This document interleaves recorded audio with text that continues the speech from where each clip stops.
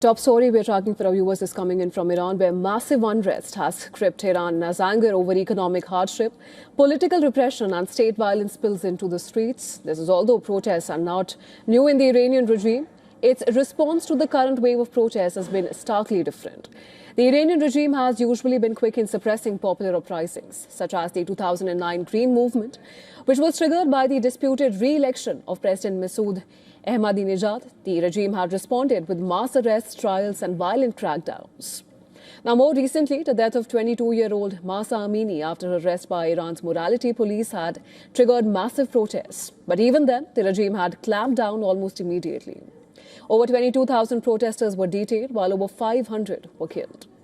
However, the Iranian regime has been slow to react to the current uprising.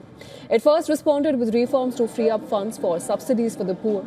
When that didn't quell the protests, it imposed an internet shutdown. It was only when the protests became widespread that the Iranian regime started cracking down on protesters. However, it has so far refrained from a crackdown along the lines of the 2009 and 2022 movements. The protests have come on the back of Iran's 12-day war with Israel. The Iranian regime is still reeling from the conflict and fears that it could resume any time. Following the war, the Iranian regime had also relaxed enforcement of certain religious rules, and most notably, it was regarding the wearing of hijabs. It now fears that cracking down too hard could disrupt the fragile understanding it forged with the population after the war. Another key factor is the recent U.S. military operation to capture Venezuelan leader Nicolas Maduro. Now, Trump has made it clear that the U.S. is locked and loaded to make the Iranian regime pay if it brutally cracks down on protesters. Tehran, therefore, wants to avoid laying the ground to justify a U.S. military intervention. And so, instead of a widespread crackdown, Iranian President Masoud Pezeshkian has drawn a clear distinction between peaceful protesters and rioters. Geopolitical events since the last major uprising in 2022 have also hampered Iranian influence in the region.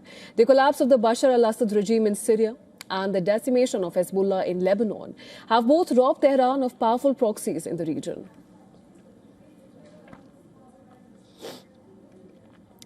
And for more on this, we're now being joined live by Scott Lucas. He's a professor of international politics, Clinton Institute, University College Dublin. He joins us from Wicklow, Ireland. Thank you so much, Professor Lucas, for joining us on the broadcast. Thank you for having me here.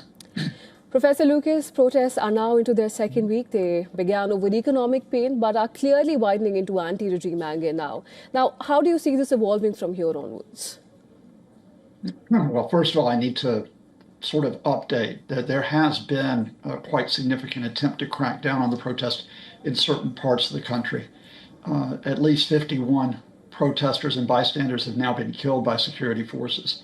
Hundreds have been injured, but most of those deaths have taken place in the west of the country, not in the capital Tehran. So they're a little bit out of vision. There's a division within the regime about where they go next, where the protests are going.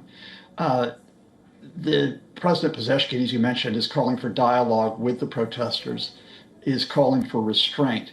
In part, that's because these protests didn't start off in where we've seen them start off in the past. In 2009, 2022, they started off in the marketplaces, in the bazaars, over these economic conditions. In other words, a lot of the people that are protesting are conservatives, rather than those we associate with the reformist. So Pezeshkian's saying we've got to reach out and talk to people about economic conditions. However, the military and paramilitary services, and now importantly the Supreme Leader's office, are signaling that they don't want dialogue here. They do want to stamp out these protests, and they're doing this by trying to label them as foreign instigated, foreign supporter by the U.S. and Israel in particular, and calling these people saboteurs. So I'm not sure the regime knows where it's going next. On the other hand, while I think we should acknowledge that many, many Iranians want change in the system, there is not a unified message on whether they want the system to reform or whether they want to get rid of the regime altogether. And at this point, despite a lot of people trying to promote the son of the late Shah, there's not really a leadership for these protests. This is very much an organic, from the ground up expression of discontent. Will it organize itself into an opposition movement to further put pressure on the regime? Right. And Professor Lucas, you mentioned 2009 and 2022. Now, as we step back and look at the bigger picture here, how serious is this unrest as compared to the past movements, and what really sets this apart from 2009 or the 2022 women life and freedom protests, according to you?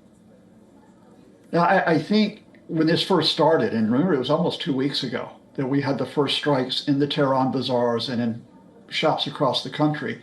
And they started off as a complaint over economic conditions, and they've sort of transformed into this wider challenge to the regime, which is now not just about the economic conditions. It is about those issues that were there in 2009, which is give us political representation. Don't take our elections away from us. Don't put our opposition leaders under house arrest. And remember, the person who probably led the 2009 election before it was rigged, Mir Hossein Mousavi, is still under house arrest. It has transformed into an idea of we want these social rights, which is what the 2022 protests were.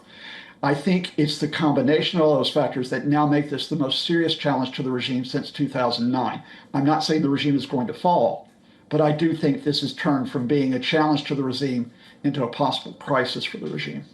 Of course, Professor Lucas, and what we're seeing are internet shutdowns which are stretching beyond 36 hours. There's strong accusations against the US and Israel and warnings from Washington. Now, how should we read the regime's response and its attempt to externalize the unrest? This is what the regime always does. I mean, this is what they did in 2009 when millions of Iranians legitimately protested that disputed election, and they said it was all manipulated by George Soros and manipulated by the evil Israelis in the US. They did this in 2019 when there were protests over economic conditions. They did it in 2022.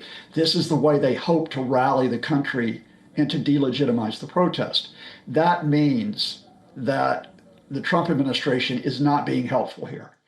To threaten to intervene in Iran, as Donald Trump blusters, would actually put a target on the back of those protesters and those demonstrators and give the regime justification for cracking down on them. So all countries, including India, need to support the rights of these protesters, need to call for an avoidance of confrontation, but at the same time, no country should say we're going to go in and lead these protests. This is a matter for Iranians themselves.